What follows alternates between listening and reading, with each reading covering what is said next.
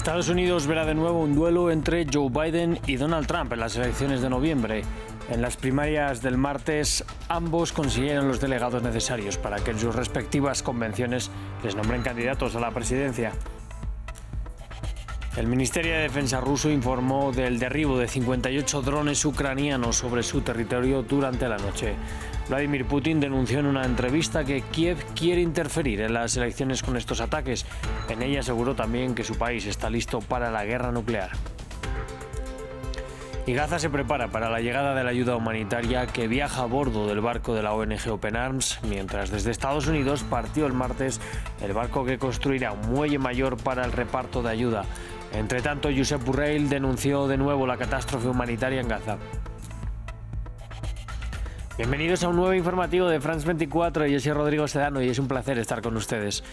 Abrimos este informativo en Estados Unidos. El presidente Joe Biden y el expresidente Donald Trump alcanzaron el número de delegados necesarios para asumir la candidatura de sus partidos en las elecciones presidenciales de noviembre. Ambos deberán esperar a las convenciones de sus partidos para recibir la nominación oficial. Luis Méndez Urich nos amplía en el informe. Biden versus Trump 2.0 es un hecho.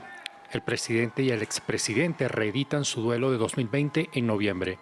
Biden superó la cifra de 1.968 delegados de 3.934 en juego necesarios para alcanzar la candidatura tras las elecciones primarias de su partido llevadas a cabo en los estados de Georgia, Mississippi y Washington. Los demócratas de todo el país, desde Carolina del Sur hasta Nevada, desde Michigan hasta Georgia, han elegido por abrumadora mayoría al presidente Joe Biden como presunto nominado de nuestro partido. Terminemos el trabajo. Biden aún debe esperar su ratificación en la Convención Nacional del Partido que se llevará a cabo en agosto. Sin embargo, Biden, a pesar de ser el único aspirante por su partido, ha tenido que hacer frente al voto no comprometido, que en algunos estados ha llegado a alcanzar hasta el 20% de los sufragios y que fue convocado por, entre otros, los sectores más a la izquierda del Partido Demócrata y las minorías árabe y musulmana debido a su posición frente a la guerra de Israel y Hamás. Soy una votante sólidamente demócrata y me resulta muy difícil imaginar votar por Biden en este momento, teniendo en cuenta todo lo relacionado con la inmigración y también con la forma en que ha gestionado Palestina y Gaza. En las filas republicanas, Donald Trump será el candidato al alcanzar la cantidad de delegados necesarios tras las primarias de Georgia, Hawái, Mississippi y Washington. Es la primera vez en los últimos años que se produce la reedición de la elección inmediatamente anterior. Pasamos ahora a hablar de Rusia. El Ministerio de Defensa del país aseguró haber derribado durante la noche 58 drones ucranianos, lanzando sobre diversos territorios de la Federación Rusa. Uno de ellos impactó en una refinería de la región de Ryazan. Vladimir Putin ha denunciado que estos ataques buscan interferir en las elecciones del viernes. Lo ha hecho en una entrevista en la televisión estatal en la que realizó fuertes amenazas contra los aliados de Ucrania. Para ampliar, vamos a conectar con nuestro corresponsal en Moscú, Xavier Colás. Xavier, buenos días. ¿Qué más se sabe sobre estos ataques que ha sufrido hoy Rusia? Recordemos que ya ayer hubo también ataques sobre territorio ruso. Sí, es el segundo día de ataques masivos, sobre todo en regiones rusas fronterizas con Ucrania, que son las más vulnerables a este tipo de drones que son capaces de infiltrarse en territorios rusos y atacar fundamentalmente refinerías, depósitos de combustible de los rusos, pero también aeródromos. En torno a 3 refinerías han sido atacadas, al menos que se haya podido confirmar a estas horas, y también 2 aeródromos militares estrechamente ligados con la invasión de Ucrania. En total, en torno a 60 drones ucranianos han impactado en diversas regiones. Ryazan, Belgorod, donde ha sido atacado además un cuartel del FSB, los servicios secretos rusos, y otras zonas fronterizas que están desde hace días en guardia ante esta oleada de ataques ucranianos. Por otro lado, Xavi, vamos a hablar de esa entrevista en la televisión estatal previo a las elecciones que inician el viernes. Allí ha dicho Putin que Rusia está preparada para la guerra nuclear. ¿Qué otras advertencias ha lanzado?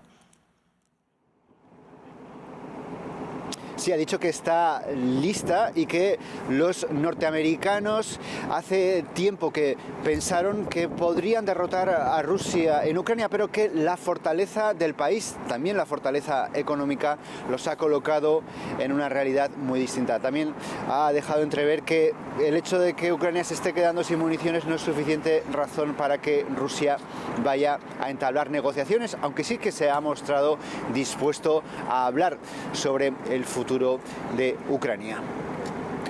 Pues Xavi Colas desde Moscú, muchas gracias por este reporte. También Ucrania ha sufrido nuevos ataques por parte de Rusia durante la noche. En la ciudad de Sumy, en el norte del país, un dron impactó sobre un bloque de apartamentos.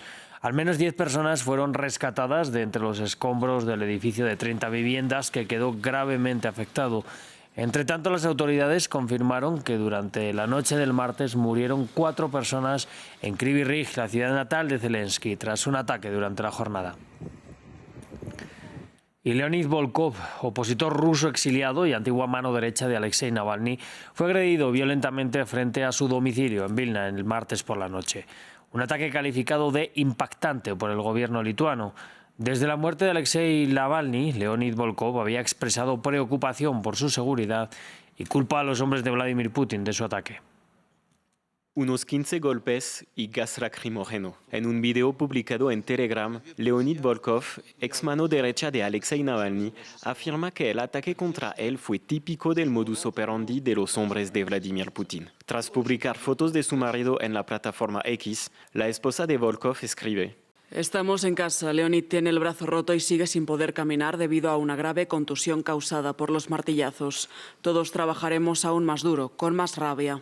Según el relato de sus familiares, publicado por el sitio web de la oposición rusa Medusa, Leonid Volkov fue atacado mientras aparcaba cerca de su casa en Vilna, donde vive exiliado. Al parecer, un hombre rompió la ventana de su automóvil, lo roció con gas lacrimógeno y lo golpeó con un objeto contundente. Las autoridades lituanas abrieron una investigación. Las noticias del ataque a Leonid son chocantes. Las autoridades competentes están trabajando. Los autores tendrán que responder por su crimen. Desde la muerte de Alexei Navalny, de quien fue jefe de gabinete y presidente de la Fundación Anticorrupción, Leonid Volkov era amenazado, como dijo pocas horas antes de ser atacado. Nuestro trabajo se compone de retos muy complejos, de una enorme presión, porque sabemos que Putin no solo está matando gente dentro de Rusia, sino también fuera del país. El atentado contra Leonid Volkov se produce pocos días antes de las elecciones presidenciales en Rusia, en la que Vladimir Putin busca su reelección sin una oposición real. Hablamos ahora de la guerra en Gaza. Allí en la costa del enclave ya se está preparando un pequeño muelle de carga para desembarcar la ayuda humanitaria que viaja a bordo del barco de la ONG Open Arms. Son 200 toneladas de ayuda que inauguran el corredor marítimo. También desde Estados Unidos partió el martes el barco militar que construirá un muelle mayor para asegurar que se puede descargar toda la ayuda que se espera llegue por este corredor. Entre tanto, ante el Consejo de Seguridad de la ONU, el jefe de la diplomacia europea, Josep Borrell, denunció que en la guerra que se está utilizando el hambre como un arma de guerra. Es necesario que llegue ayuda humanitaria a Gaza y la Unión Europea está trabajando todo lo que puede para que esto sea posible. Pero esto es una crisis humanitaria, que no es un desastre natural, no es una inundación, no es un terremoto. Es provocado por el hombre, porque la forma natural de brindar apoyo a través de las carreteras se está cerrando artificialmente y se está utilizando el hambre como arma de guerra.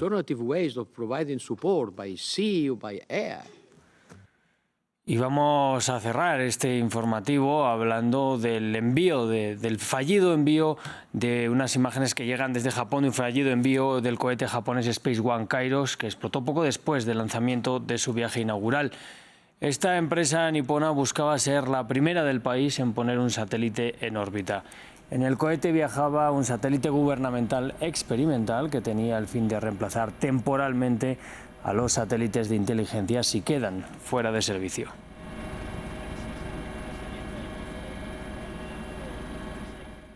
Con estas imágenes nos vamos a despedir, pero sigan conectados a France 24 y France24.com, donde ya saben pueden ampliar toda esta y mucha más información.